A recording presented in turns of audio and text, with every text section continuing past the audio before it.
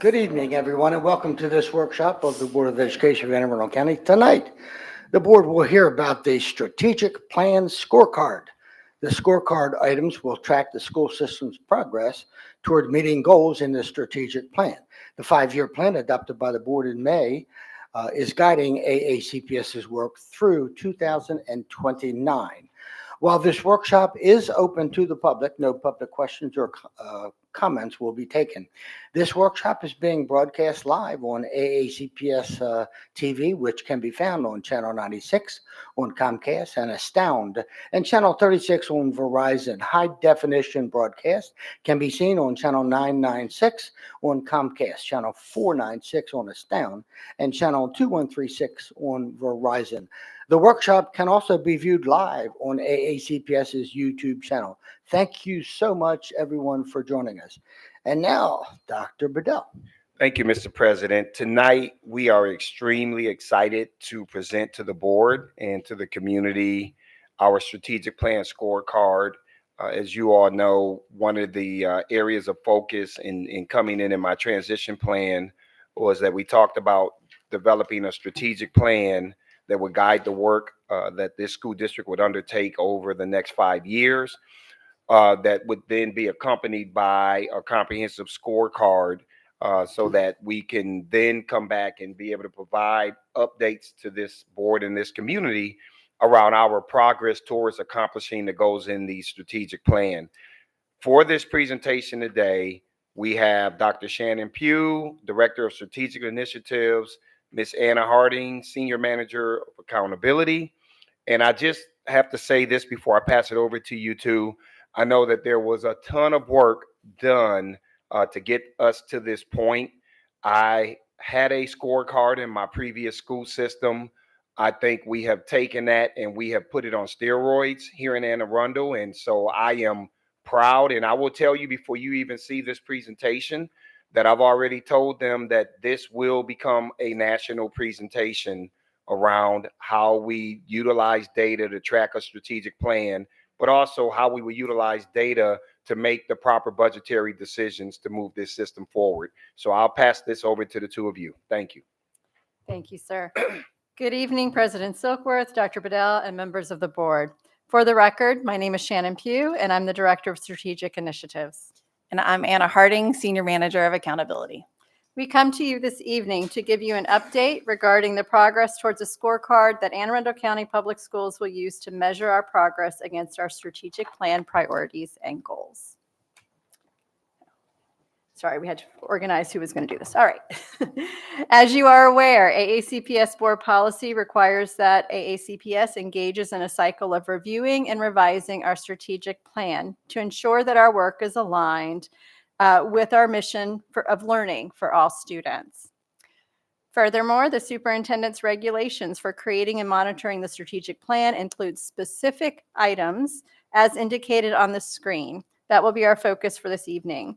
Specifically, we are here to share with you how we plan on monitoring the progress that AACPS makes towards our strategic plan goals. As a reminder, the previous AACPS strategic plan expired in 2023. And one of Dr. Bedell's priorities, as he mentioned when he came in, was to create a community-driven strategic plan. We engage with Insight Education Group for them to facilitate this work of engaging in a steering committee. The steering committee included over 60 stakeholders from across the district and the county as a whole.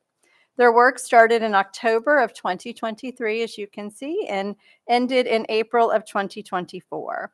If anyone who's watching is interested in more of that information, our website with the strategic plan has all of those presentations from that time. So as you are aware, this board adopted the strategic plan in May of 2024, and it officially began on July 1st of 2024. But even before the July 1st date, we started engaging numerous stakeholders and learning about the strategic plan. So you can see that there were several opportunities over the summer with teacher conferences and a few other things that we were able to present to teacher leaders, and administrators. Dr. Bedell presented directly to administrators as well about the strategic plan. And then we helped inform the community at Dr. Bedell's 7 Superintendent's Partners in Progress community sessions, where the strategic plan was a major topic. Moving forward, we also really leveraged our new website as we got a new page for the strategic plan that is up and ready and people can engage with it. But also when this was happening, a lot of behind the scenes work started with Ms. Harding, Mr. Dykstra, and others in our accountability department to identify the key metrics that we would use to measure our strategic plan. And so as we've identified those metrics and shared and received approval from Dr. Bedell and the cabinet, those are the metrics that you are going to see this evening. I do want to stress that what we will be focusing on this evening, you are going to see many data points this evening, but we here tonight are here to talk about the metrics in general. Later on, there will be a board presentation that will go into that data more in depth. But this evening is just for the board and the public to know what the metrics are, not necessarily to dive into them, at least not deeply this evening. So as with any presentation, those watching might not be aware of some of the key terms and abbreviations that we take for granted in the education field. And so we have included some key terms and abbreviations in the presentation to help anyone who's following along. And at this point, I'd like to turn it over to my colleague, Ms. Harding. So when I learned that Dr. Bedell was going to be coming to us from Kansas City, Missouri, I did what everybody else did. I Googled him and I wanted to know what was the story. And aside from lots and lots of accolades, which have all proven to be true, I can tell you that I landed on Kansas City, Missouri's district website and I saw the scorecards. And as somebody in the instructional data division, my interest was piqued because I said, I think this might have some implications for myself. And as he mentioned, I'm a little competitive. And so not only did I want to meet the expectation which he set, but I wanted to exceed it. And I believe that we've done so tonight with the product in front of you. What you may not know, though, is that we were simultaneously doing this work in schoolhouses already. We were working to develop school-level scorecards so that they could progress monitor academic data throughout the year to see if their leadership moves were making an impact. And so while it may seem coincidental that 2 districts on different sides of the nation were doing simultaneous work, what I would argue is that it's just a reflection of good work. And so how did we land where we are today?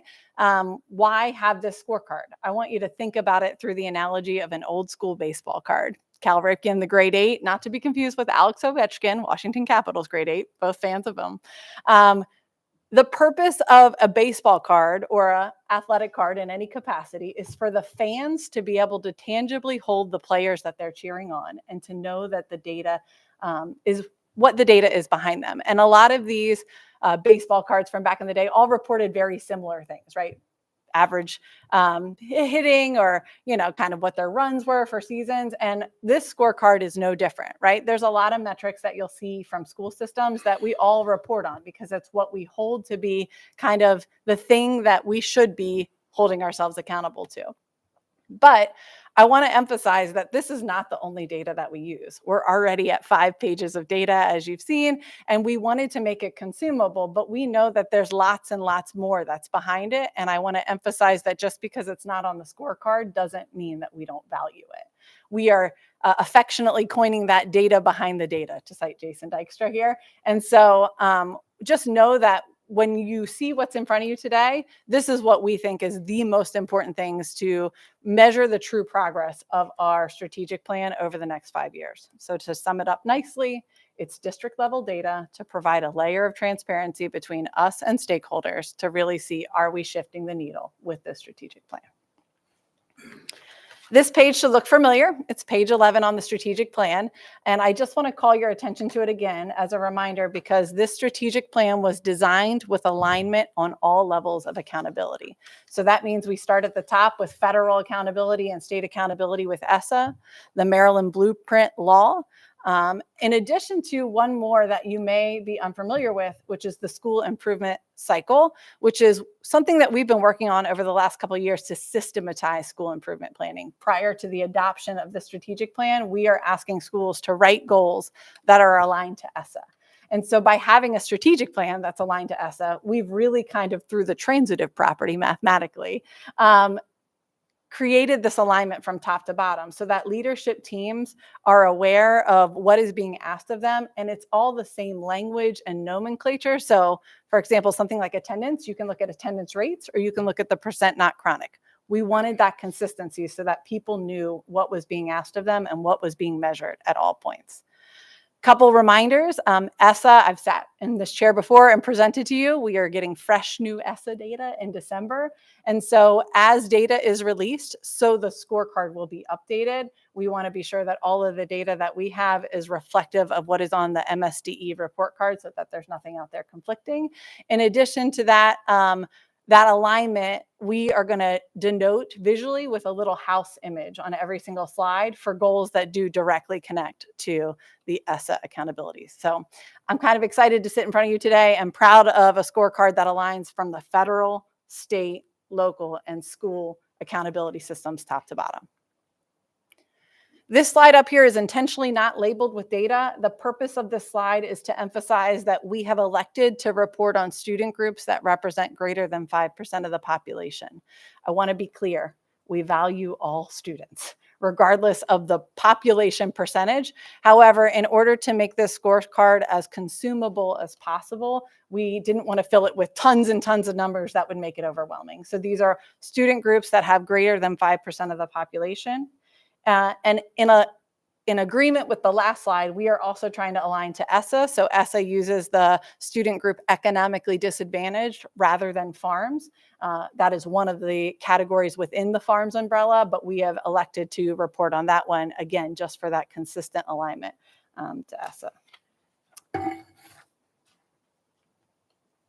All right, when we did this work, I want to go back here 1 second, if you'll allow me. The other thing I want to call out is we have a data dashboard. And so if you are interested in some of the smaller student populations, you're welcome to see the data there.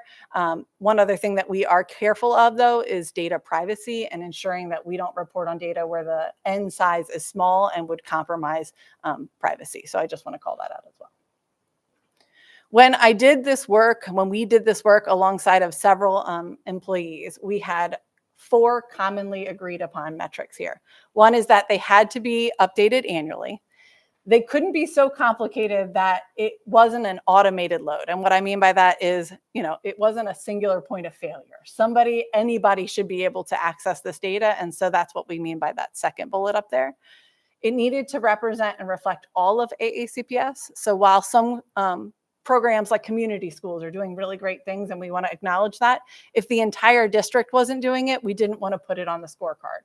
However, we have chosen in specific areas to disaggregate by those groups to ensure equitable distribution, which you'll see a little bit later on. And last but not least, we needed data that was going to exist within a year. I didn't want to have a scorecard that was full of a lot of TBDs or placeholders, right? And so we used 23, 24 for several of the metrics as the baseline year to then build upon in the future. You'll also notice a couple of the bars look a little lonely because there's only one bar for that metric, but do know that we intend to build on that every single year of the strategic plan so that that will eventually be 5 bars for comparison over time. Without any further ado, we're going to jump into the scorecard. Dr. Pugh and I will go back and forth at various goals or indicators and go from there. So let's dive in together. Thanks for being our fan and holding our baseball card, scorecard. Priority 1, we're talking about achieving academic excellence. We've kind of put a summary slide here. In simple terms, we're talking about reading by grade 2. We're talking about proficiency on math, ELA, science, and social studies MCAP, in addition towards progress towards attaining English language proficiency. All right, so I get to start us off with goal A, under achieving academic excellence. And this goal originally said increase the percent of students reading on or above grade level by the end of 3rd grade for all student groups. But as we started unpacking this work, we realized that that metric is actually in goal B. And so wanted to go back and so we tweaked it slightly to say 2nd grade. So then we're measuring our progress towards that goal. So we do give the DIBELS assessment for all students in grades K through 3. And so we're able to use that consistent 2nd grade marker to see where we are with our progress for our students. Priority 1, goal B is something that would be on every district's scorecard, if you will. It's just the percent of students that are demonstrating proficiency on the MCAP state assessments. For ELA and math, those are both administered in grades 3 through 8, as well as one time in high school. And then for science, we're in grades 5 and 8, one time in high school after the life science course. And in social studies, we're in grade 8 and one time during the U.S. government course. This is a moment where I know whether I'm a good teacher or not, because I sat in front of you about a year ago and we talked about this very goal, which is one of the more complicated ones as measured in ESSA. This is about the percentage of students that are demonstrating progress towards English language proficiency. If you recall, there are 3 ways to tackle that. One is to get the proficient score of a 4.5 on the WIDA Access Assessment.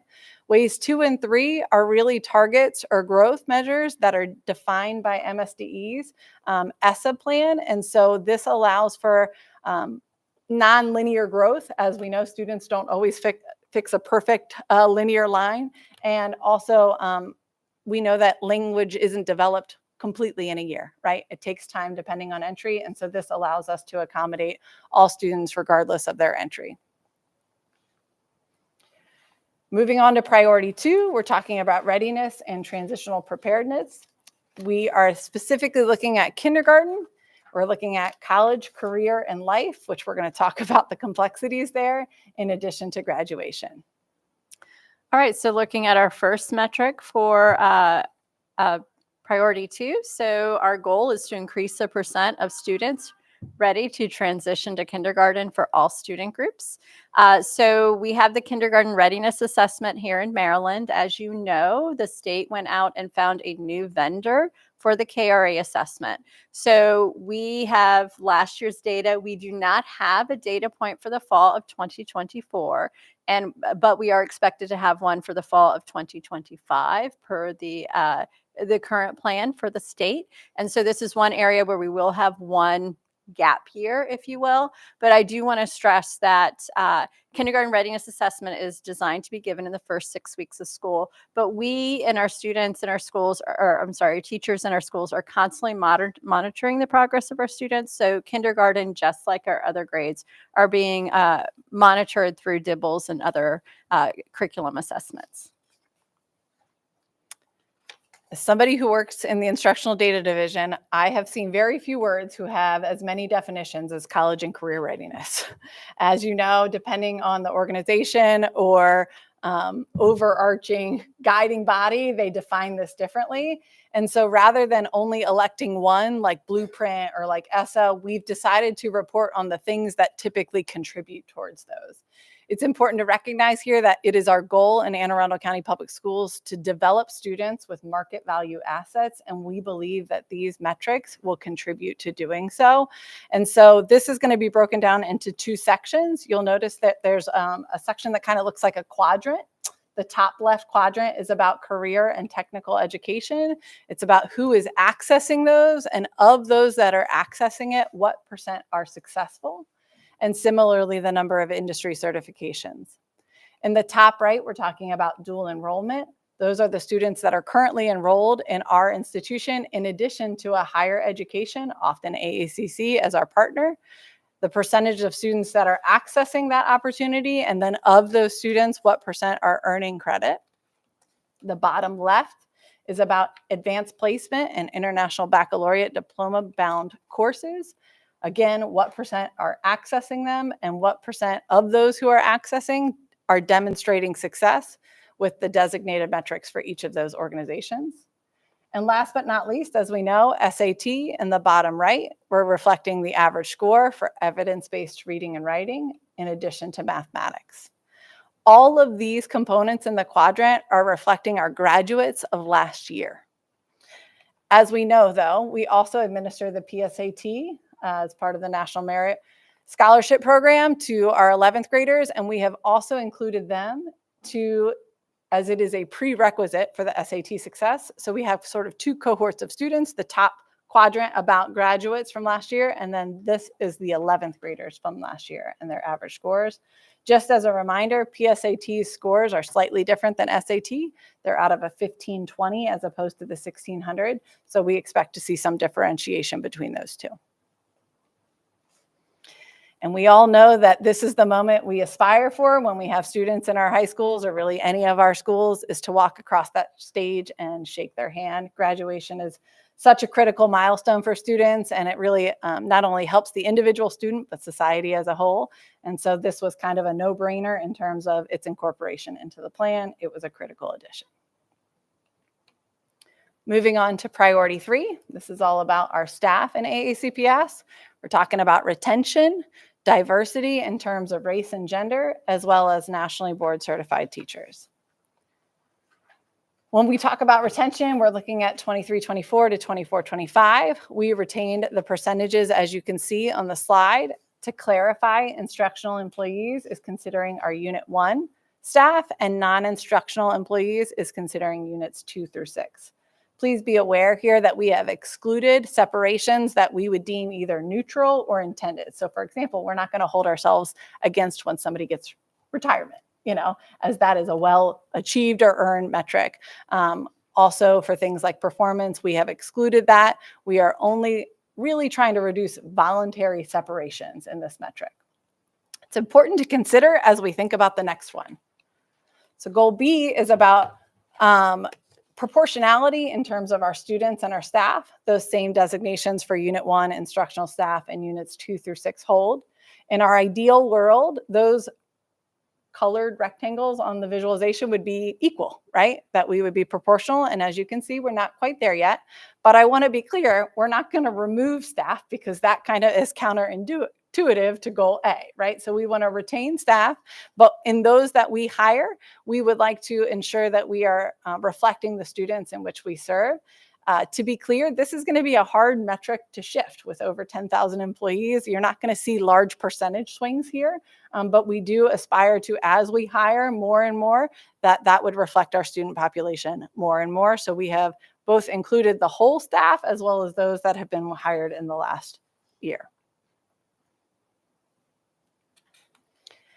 And priority 3, goal C, we're talking about national board certifications. So being nationally board certified is one of the highest credentials in the teaching profession, as evidenced by Dr. Pugh to my left. This is a rigorous voluntary assessment process in which staff has their skills, knowledge, and practices in their subject area evaluated. And so we thought it was important to report on this for the entire district, but in addition, show the distribution that is represented in schools. That is really with the intention of ensuring equitable distribution. You see that last little phrase in the goal, and so we felt like community schools was a good way to do so. Shifting to priority 4, supporting the whole child, we're talking about student perception, attendance, and student to staff ratios. Now, this is one of the ones where you might think is a challenging one to represent, but the truth is the Maryland School Survey allows us to do so consistently year over year. This survey assesses students in grades 5 through 11 annually on a variety of different topics and domains. The two that we felt like were most reflective to this goal were emotional safety and behavioral and academic supports. The definitions for those topics are in the appendix on the website, as with many of the other phrasing or acronyms throughout this. Do be aware that it is scored on a 1 to 10 scale, with a 5.5 or higher being deemed favorable. Goal B is a little bit of unusual language. I want to clarify why we talk about students not chronically absent. That is the same language as an ESSA. So again, going back to that alignment, this is common language that schools are using. And so we're looking at the percent not chronic. And so we've broken this out by level: elementary, middle, and high school. And again, it's one of the aligned ones to overall ESSA. All right, so I get to come back in here. So our goal C, which is to increase behavioral health supports by reducing the student to student service staff ratio. So what you see in front of you is, first of all, at the bottom, you see the ratio of student to the number of personnel in that category. So one student to every 302 school counselors is how you read that as you go across. However, above that, we have the aggregate. So if we take all of our student service personnel, which includes school counselors, psychologists, social workers, and PPWs, and then divide by the number of students, we have 1 for every 175 at this time. But knowing that the services that these individuals provide to students vary greatly, and so there's certainly work to be done there. You want to talk about extending the purview of an instructional data division member's lens, have them sit in a room with Dr. Heiser and Matt Stansky. I work with student data all day long, so to understand the ins and outs of a comprehensive maintenance plan and blueprint funding was definitely extension. I'm way more empathetic to the lens at which you all have to look at our system on a regular basis. So priority 5, we have 3 areas. We're going to start with the comprehensive maintenance plan.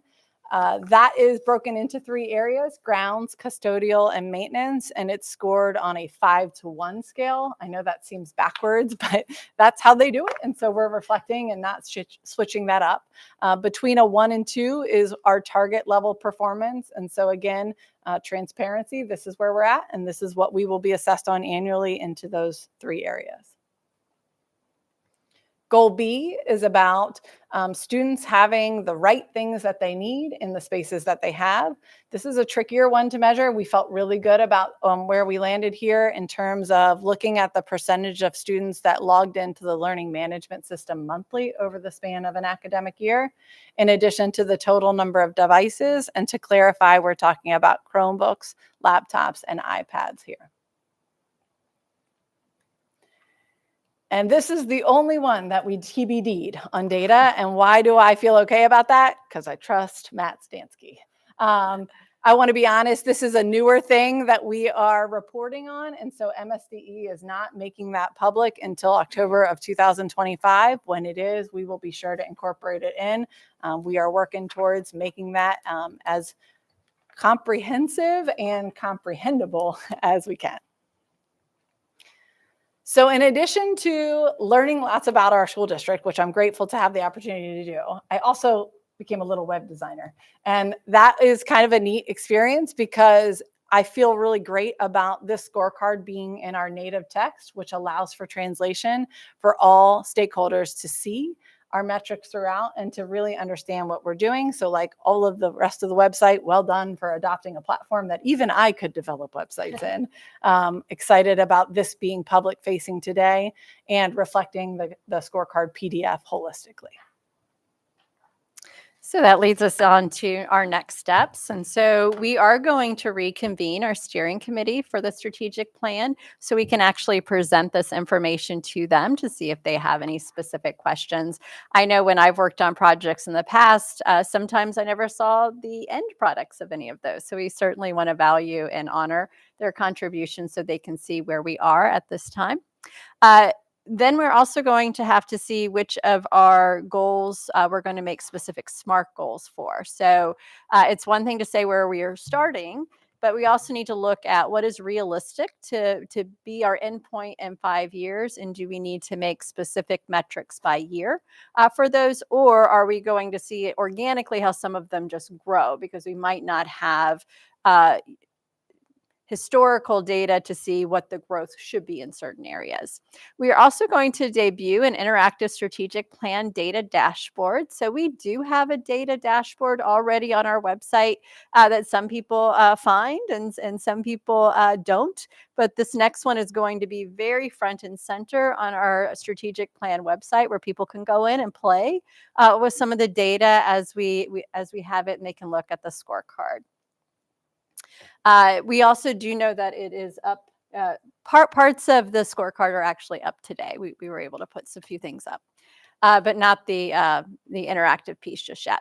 So then our next next step is to identify strategies. So we have all of these goals. We have our metrics. Now, how are we going to actually implement things that bring about change?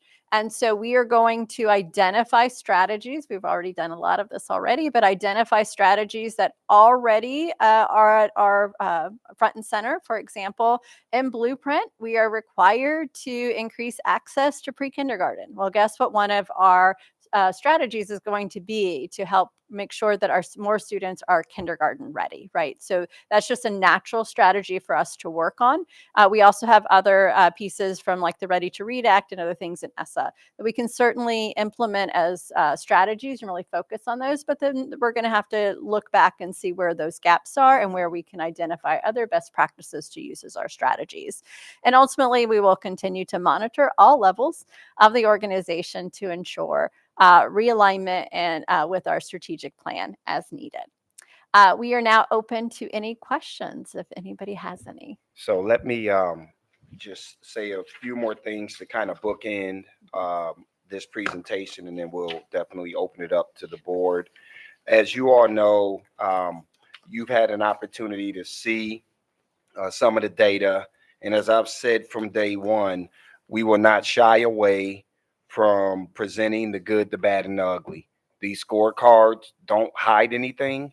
And I truly believe that in order for us to get to where I believe this district can go, it is only through transparency and honesty around what the data is telling us where we look good and where we don't. And I know that there may be opportunities where people will want to use this data to try to beat up the school district. I would just simply say, rather than expending time on beating up the school district, this is a great opportunity to try to figure out how we can partner together to fix those areas where we aren't strong. My goal when I worked in Kansas City to create a scorecard aligned with the strategic plan, it was the first time we had created one in that school district and perhaps in that state, was to get accreditation restored. Here, the goal is to become the greatest diverse school district in the country.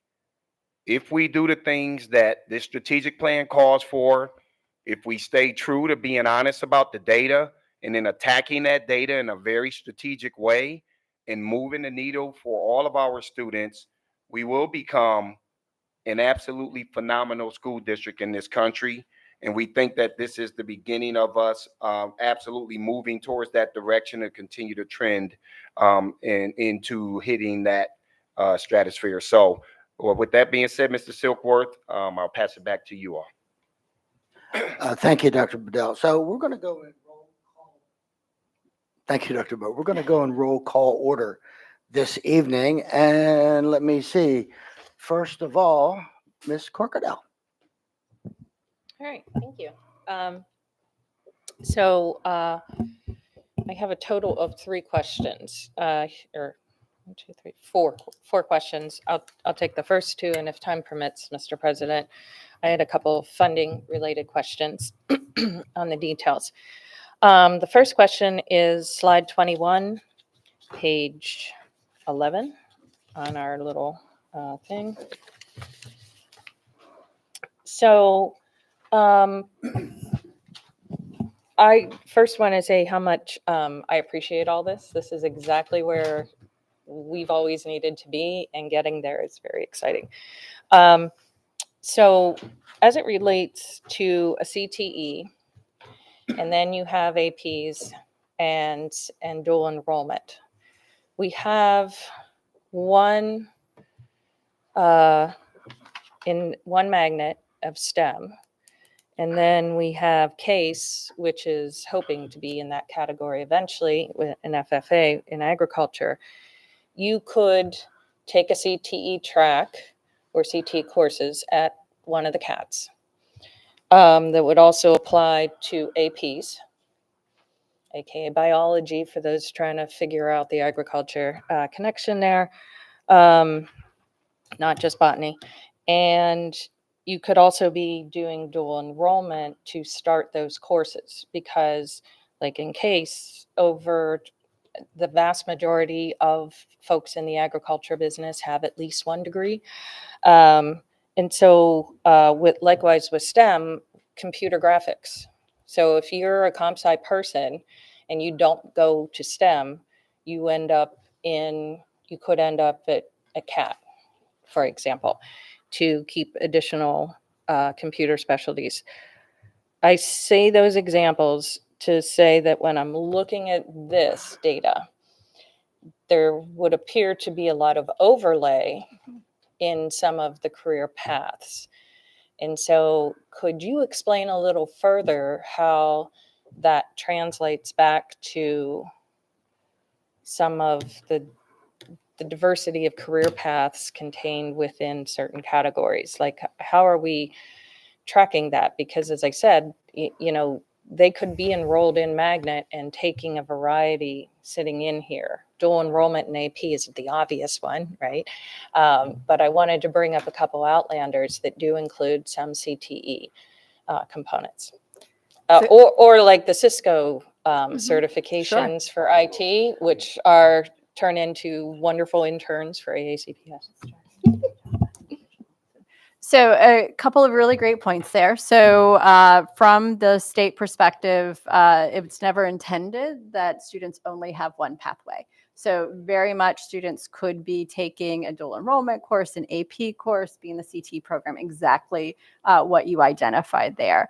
But as we go through here, though, we are going to identify those students within each one of these as a unique student within that quadrant. Do you want to talk more about that? Yeah, I think, we had talked theoretically about, do we just want to report on the percent that we would deem college and career ready? But we felt like we were unintentionally hiding data, because if all of those students were in AP, but none were in CTE, it didn't feel like an honest representation of where we were. And so we elected to kind of do it into the 4 quadrants, knowing that very well a student could be represented in each, but they're not double counted, right? Because of the fact that each quadrant is independent. And so while I could be in the 26% for dual enrollment, I could absolutely also be in the 29% for CTE. To your point, though, we do need to consider students that haven't engaged in a pathway in any of them. And I think that's part of the work and the data behind the data to go, who are the students that aren't represented in one of these quadrants, and how are we going to best leverage the pathway that is best aligned to their passions. And I will say, you won't be able to move the needle on this one if you don't do what Anna just said. When we talk about, on one of those slides, we talked about market value assets. That was very intentional. I've been talking about that since I've arrived, that there are many ways that kids can obtain that market value asset. And it's not just doing advanced placement or IB. It's not just doing the CTE courses, which we do want our kids to get an industry recognized credential upon graduating, but it's also inclusive of workforce, internship experience, also those things that Blueprint calls for, which ultimately will help us be able to also capture a lot more students, So when we have those students who are already deemed college and career ready, we should be seeing some increase in there because we're also making sure that we're tracking those students. So one of our naturally occurring limitations that occurs with all magnet programs is the limit of the number of students that are capable of enrolling. So my experience as a person who just had some high schoolers in the last several years to work with of my own, one of the challenges is keeping the enthusiasm when you see that there's are opportunities that you just can't access. And how do we keep the enthusiasm of those students throughout? Because these are the places where I see the cracks in.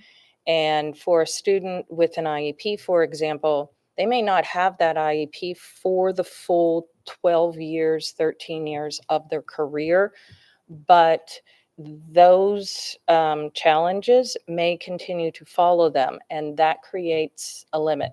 When I look at the data under special education, under our English learners, it seems like there's an association. Is that just my observational, or is there a little bit of story there?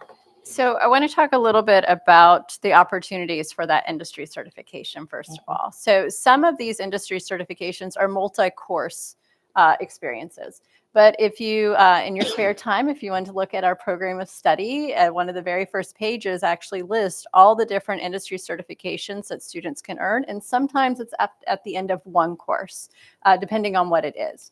And I think that's a great opportunity to highlight to our students from all different areas. You don't necessarily have to get into a program that has 4 courses before you can get a certification of some type, but there are other opportunities. And I also think that a lot of, as we continue to define college and career readiness, as Ms. Harding said, one of the conversations, and you hit on it perfectly, recently with the state has been defining college ready, because what a recent meeting I was in, they wanted to define, have students just pick one, and we would identify whether you're AP, IB, or dual enrollment, and we're like, well, first of all, at that time, they weren't identifying CT as an option, but then we started really unpacking that. We have a lot of kids that are going to do a little bit of everything. And even in our 3 IB diploma high schools, any student has the opportunity to take a couple of IB courses. They can't participate in all of the courses within the DP program. It's just not realistic, but they are allowed to take some courses if they're not in the IB diploma program. So I think those are other opportunities for students who might not be in some of the either the 3 IB schools or our 2 STEM magnet schools or some of our other programs, that we do have some of these at the school level, or opportunities for students who may not be in that program, but if those courses are offered within their school. Yeah, and I do remain disappointed in the state's unwillingness to look at it holistically, which was, I believe, the original intent was to give every student a career path opportunity. And the career, what defines the career, is clearly being narrowed constantly, or attempts to do so. But no, what you're saying makes absolute sense. But I bring that up because we need to continue to create those opportunities. I mean, just the sheer ignorance that, when you go into STEM, for example, so you're now in a magnet program with all the science and all the extra stuff. That includes not just AP coursework, accessibility, but also dual enrollment. Their freshman year, they're in dual enrollment. My daughter was Rochester Institute of Technology. That was her freshman year. So she was already wearing multiple hats, and we haven't even got to the sophomore assessment. I'm glad that we have good advocates. Thank you. My second question will hopefully be a little bit briefer, and that is slide number 33, page 17. I noted that our goal is, and I do support it, is a ratio of 1 to 302 for the school counselors, page 17 on our little thing, on the supporting the whole child. So if the school counselor, I don't want to get too far in the weeds, but I do want to and I think I know where you guys are going, that because ASCA recommends 1 to 250. In 1819, the national average was 430 to 1. Then it was in 22-23, we chipped away at it slightly as a nation, 385 to 1. I see 302, which means that we want to demonstrate progress and then reassess, constantly changing but not moving the mark. Is that the goal, or So is that's our 302 current- the new norm? That is our current ratio that we have right now. So that's not our goal. It's the metric that we have right now. So our numbers have actually, this is something we should be touting about. Our numbers have actually gone down because we were choking into the national average for a while in certain schools, not in the district as a whole.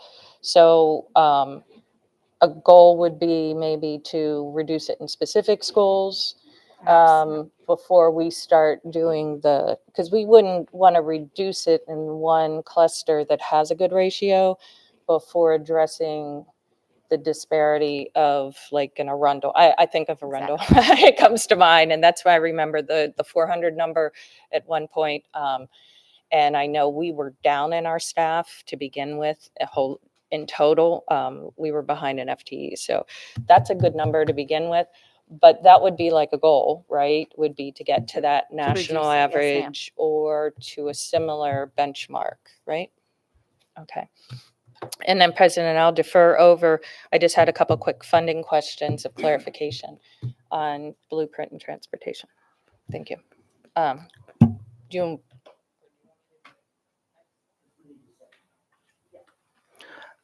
Ms. Shelhan.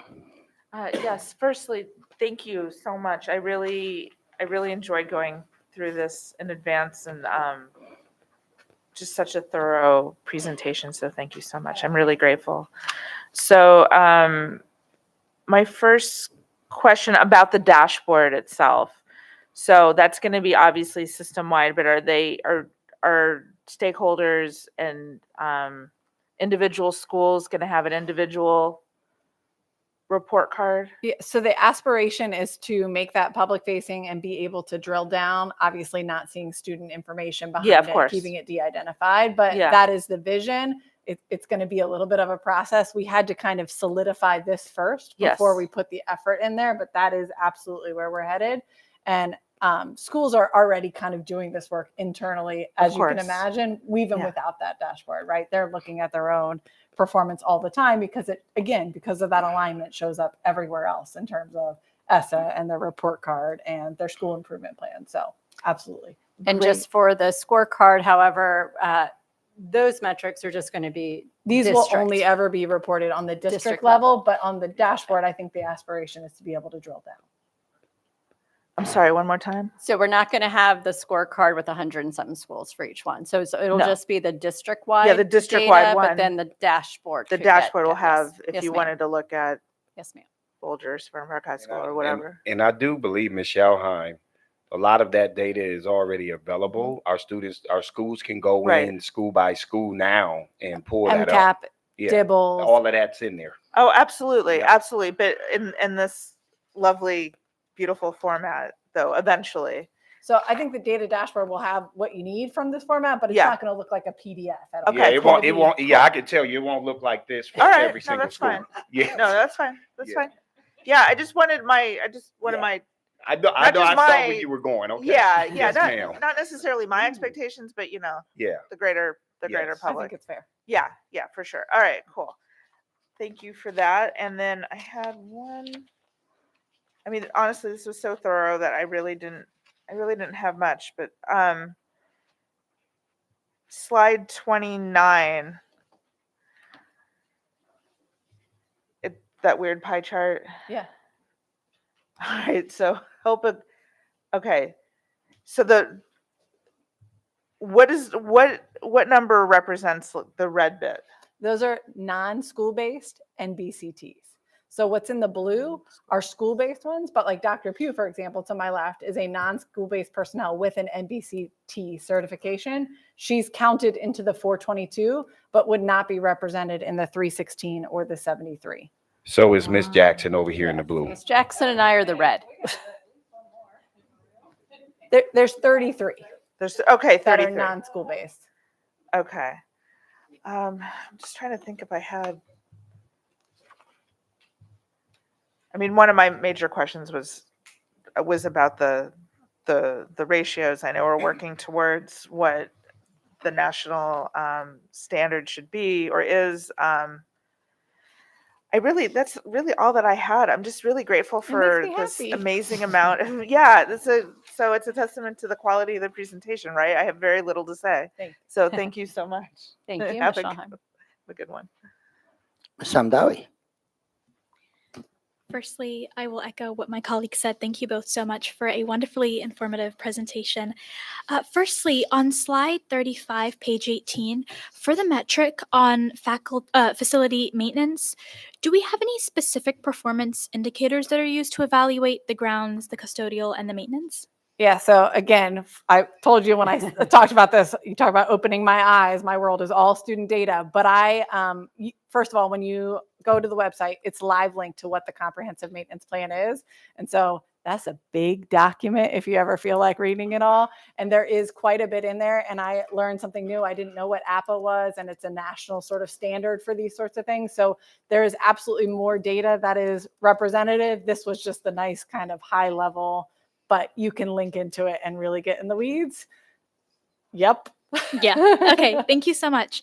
And then I also noticed that the scorecard obviously, or the strategic plan, aims to increase the four-year graduation rate, and that is something that is mentioned in Goal C and one of the parts. Are there any specific early warning indicators that are being tracked to identify students who are at risk of not graduating? This has been my baby over the All of last us are couple of ready to go. years, right? There's several of us. All the high school principals are engaged in what we call Project Graduation, which is a really intentional structure to monitor students throughout their entire high school experience. So yes, research talks about attendance rate and failures and discipline, and we absolutely look at those early warning indicators, but we've actually gone a step further than that and really broken it down into 5 focus areas. And so principals meet with their network assistant superintendents on a regular basis to talk through, like, I'm talking student names, right? This kiddo has this number of credits, and how are we supporting them? We've called home, we're doing evening high school to recover. So I would say in the last year, that work has significantly expanded, and I can't wait to show you the metric. I'm really have high expectations for the class of 2024's data showing that slow incremental change and it getting better and better as we put more systems and structures in place to support graduation rate as a whole. Let me add to that, because it absolutely, I think last year was our first year that we launched that initiative.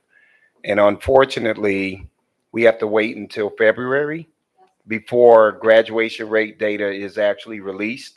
But I could tell you, just based on what we've seen with the trends, we had several schools that had actually dipped below 80% last year. In fact, we had 3, 90, right? 90%. No, I'm talking about individual schools. They were in the 80s, but they didn't go below 80. No, not the year before. We didn't have 3 high schools that Below 90, not below 80.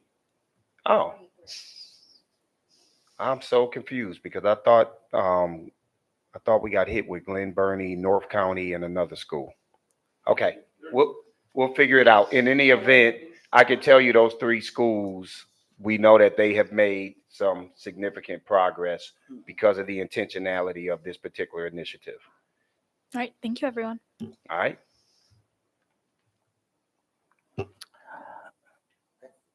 That's it? Okay.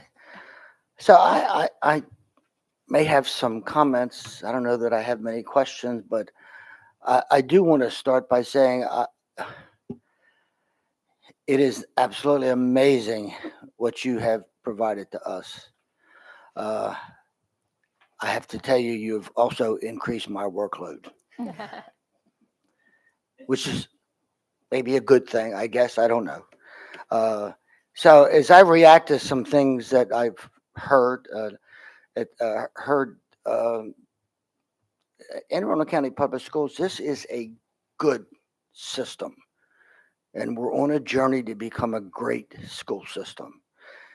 This is, in fact, our pathway to go from good to great. And I want to thank Dr. Bedell, you all, and all of the staff and all of our great teachers and students out there. I think this is a marvelous plan. And I do remember one of my mentors always said, so you have a plan. You've created your plan. You need to work your plan your work. The cycle goes on. And so our cycle is going to go on. Again, a few comments. There's a lot of data there. There's a lot to take in. 88% graduation rate, if I'm not mistaken. So that concerns me. And then when I took a look at some of the different groups, some of those groups really concern me an awful lot. And so it kind of says, so we know where our focus has to be. I looked at the retention of staff, and I think the percentage was 94.17%. Somebody will look at that and say, that is great, and maybe it is. But it also tells me that that means they're 5.83% that we're not retaining. We have work to do. I also made a note about the ratio 1 to 302. And was it Ms. Corkadell that mentioned that the recommendation was one of 250 funding sources out there? I hope you're listening. I hope you are listening, because our job is to advocate for the needs of our student. I saw 149,608 student devices accessible in 23-24. And so that data makes me think about, oh, how about 24-25? There's some implications about that. It is absolutely fantastic that this is aligned at the national, state, and local level. That is absolutely amazing. I looked at some comments about the NBCT, and I still have my own thoughts about some of the inequities actually about that NBCT. I know you're an NBCT. That is marvelous.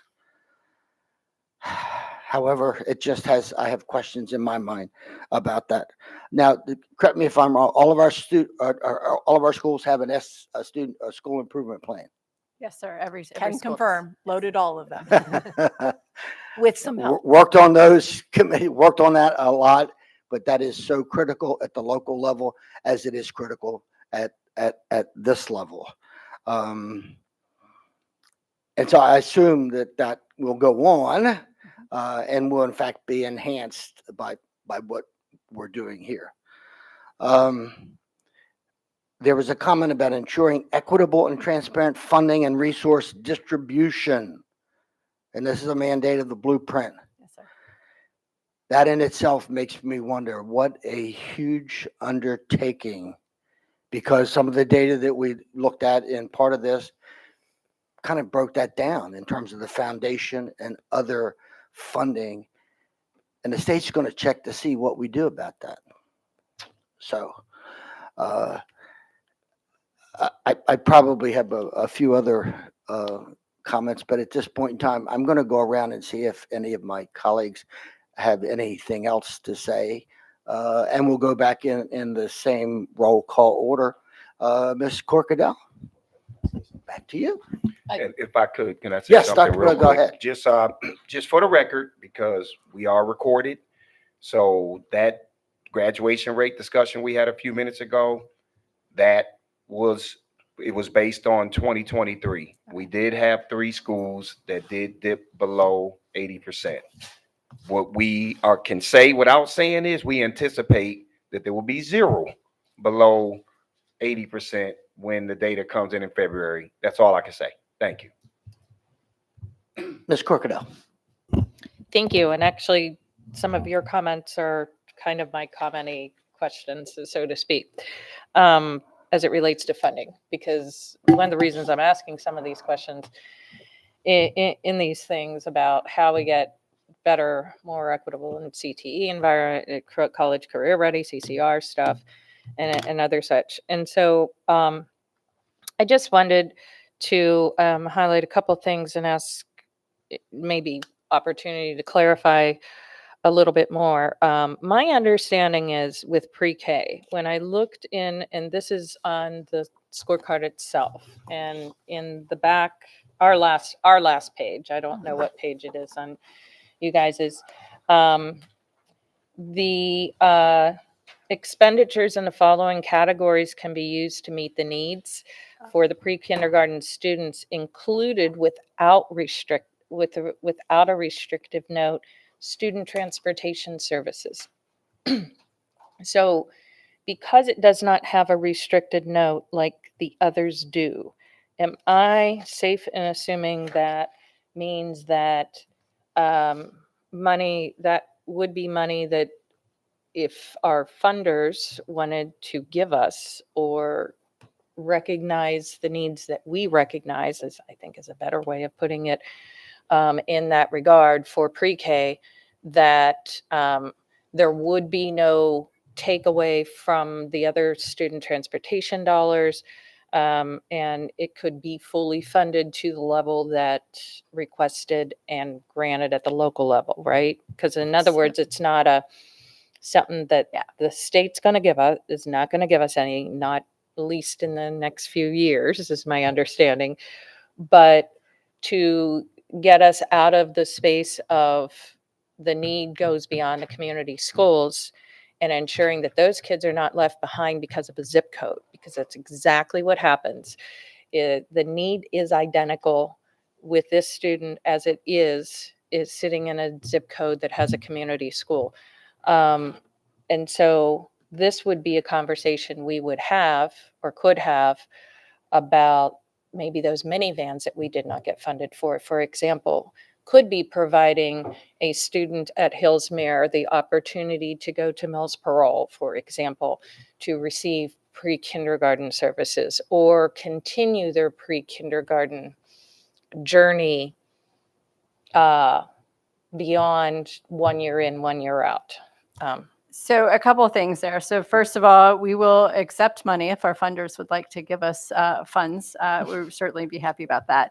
A couple of pieces here, though, just to clarify. So right now, if we have students who are in their attendance zone, so in their piece. So I live in Georgetown East area, and I need transportation to there. If I'm a pre-K student, I can get on that transportation. So I think what you're talking about is if I do not have transportation because the only spot that's available is outside of my feeder. So we certainly need to think about those pieces of those parents trying to transport those children there. So definitely hear that piece of it. But I didn't want anyone to think that we weren't transporting any pre-K children. We That's what I meant. are. That's why I said Yes. between two elementary schools. I was kind of skipping out of brevity here for my colleagues' benefit. But yes, that is exactly what I'm referring to, because sometimes we do have available seats for other kids. And the fact is until we get a full up rant, until we get more commitment, and then when we do get to the private sector,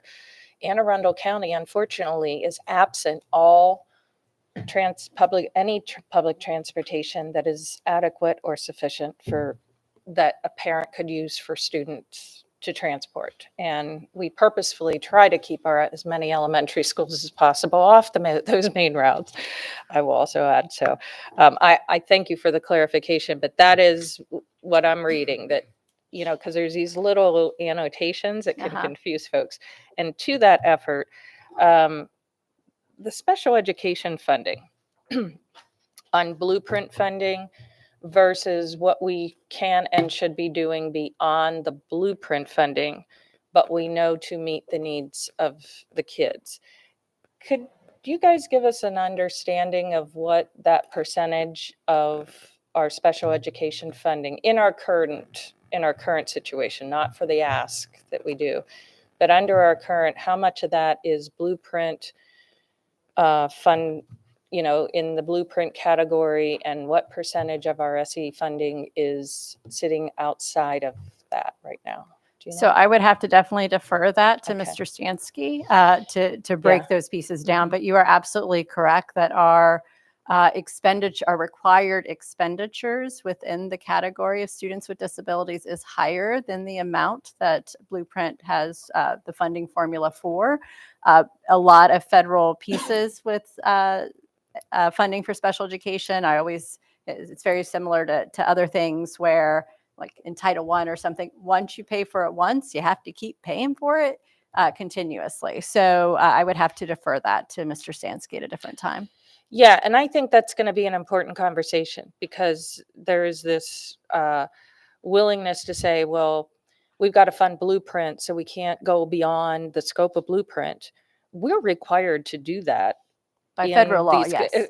and especially, and if you look at the data, our bench Mhm. data for the special education community, our student community, we've got to get them to understand that definition, because saying that it's not necessary yet or make sure you have all your staff filled, well, those dollars are going to contractual services to backfill that. You're still leaving a student absent of a Mhm. service and a resource that we have identified they need and everybody concurs that they need.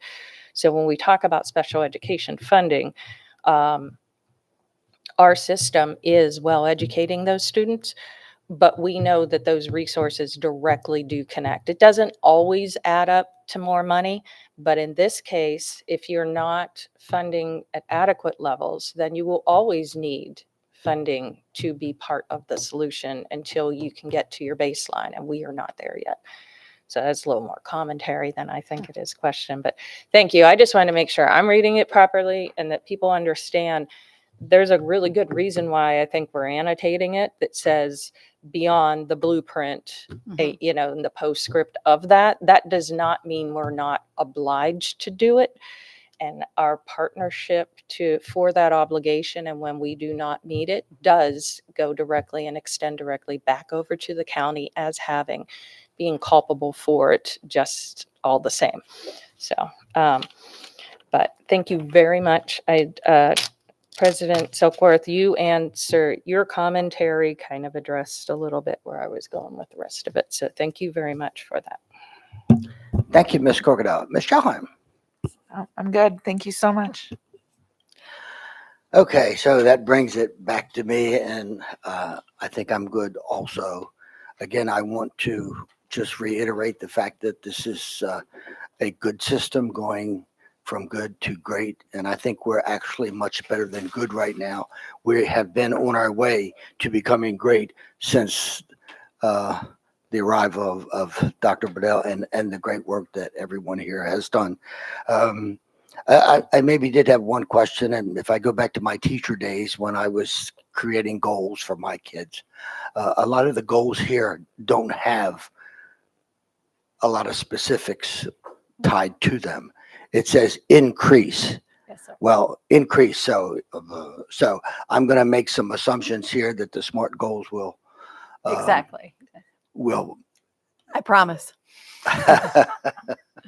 Okay. So at this point, Dr. Waddell, any closing comments from you? Yeah, I just want to say again, thank you to the two of you, to all of our cabinet members. We spent a lot of time discussing this scorecard, all of our staff, and I know there were a number of people who came together to make this a reality.